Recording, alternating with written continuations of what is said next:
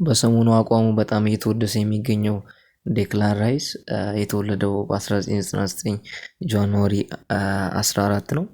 እንደሚታወቀው ከሆነ ዴክላን ራይስ በቼልሲ አካዳሚ ሪጀክት ወይም ደግሞ ሪሊዝድ እንደተደረገ ይታወቃል። ምክንያቱም አትችልም በሚል ምክንያት ነው። ግን እሱ ለወጣቶች ያሳየው ነገር ምንድን ነው? አልሸነፍ ባይነት፣ ተስፋ አለመቁረጥን ነው።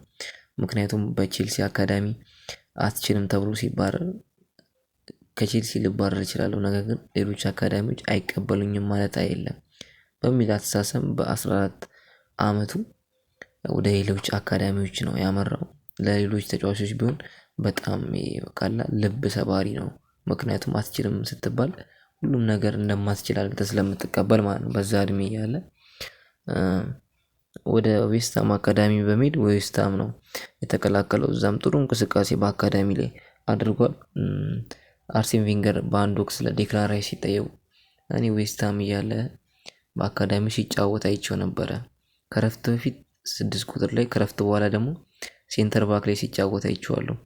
በጣም ነው ያስገረመኝ። ሁለቱም ጋር የመጫወት አቅሙ በጣም የሚገርም ነው በሚል ነው በ2017 የመጀመሪያ ጨዋታውን ያደረገው ማለት ነው።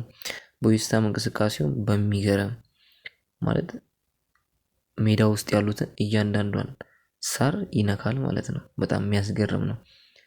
ሩጫዎቹ፣ ኢንተርሴፕሽኖቹ፣ ታክሎቹ፣ ኢንተለጀንት ሙቭመንቶቹ፣ ሎንግ ፓሶቹ፣ ሊደርሺፕነቱ በጣም የሚያስገርም ነው። በቃ ቀስ እያለ ሪጉላር ስታርተር መሆን ጀመረ ማለት ነው። ቋሚ ጀማሪ መሆን ጀመረ በዌስትሃም ማለት ነው። እናም ቀስ እያለ ራሱን አፕዴት እያደረገ ከዌስትሃም ከነበሩት አምበሎች ጋር በመቀናጀት ራሱን ፕሩፍ እያደረገ መጣ። ከዛም አምበልነት ባጁን ማድረግ ጀመረ ማለት ነው።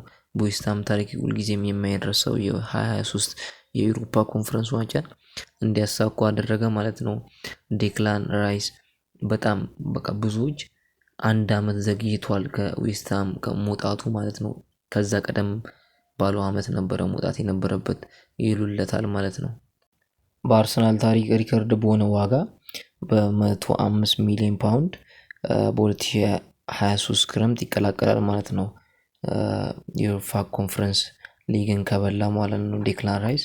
በዛም በፍጥነት በመላመድ በጣም ቁልፍ ከሚባሉ ተጫዋቾች መካከል አንደኛ ሆነ ማለት ነው። ከቶማስ ፓርቴ ጋር ሲመጣ 6 ቁጥሩን ይጫወታል ተብሎ ነበር የተጠበቀው። ግን አርቴታ በፈጠረው እርምጃ መሰረት በ23 ከአርሰናል የለቀቀውን ግራኒት ዣካን በመተካት በ8 ቁጥር ሚና ጥሩ እንቅስቃሴ በጣም የሚያስደንቅ እንቅስቃሴን በማድረግ ጥሩ አገልግሎትን ሰጥቷል ማለት ነው።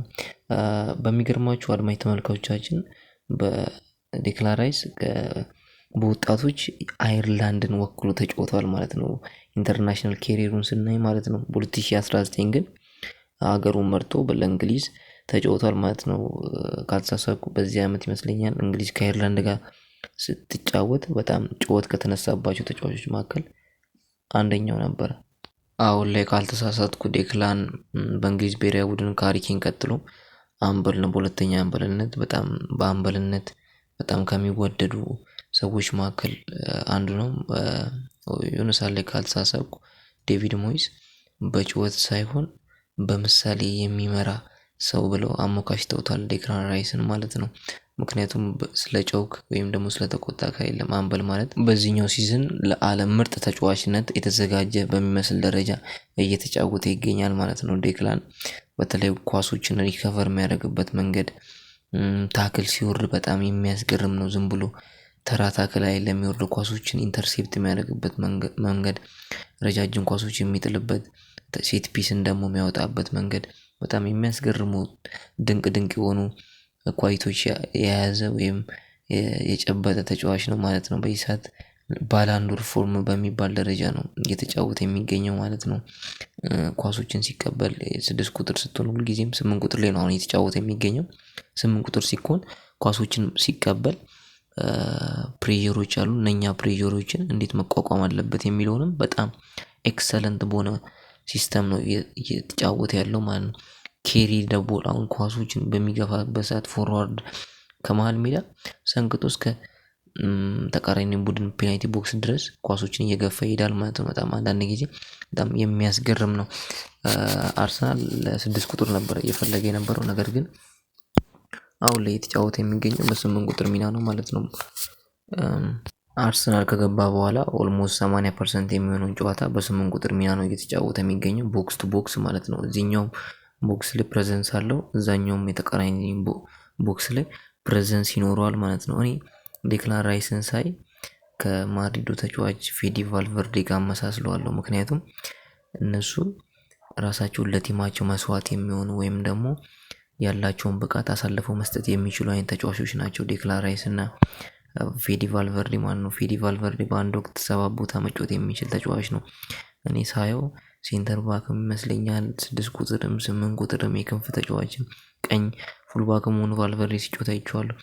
ዴክላን ራይስም 8ም 6ም ሴንተር ባክም 6 የክንፍ ፉልባክም ሆኖ መጫወት የሚችል ነው ማለት ነው። ደግሞ ደሙን ላቡን እስከሚያልቅ ድረስ ለቲሙ መስጠት የሚችል ነው። ለአሰልጣኞች ታማኝ ነው።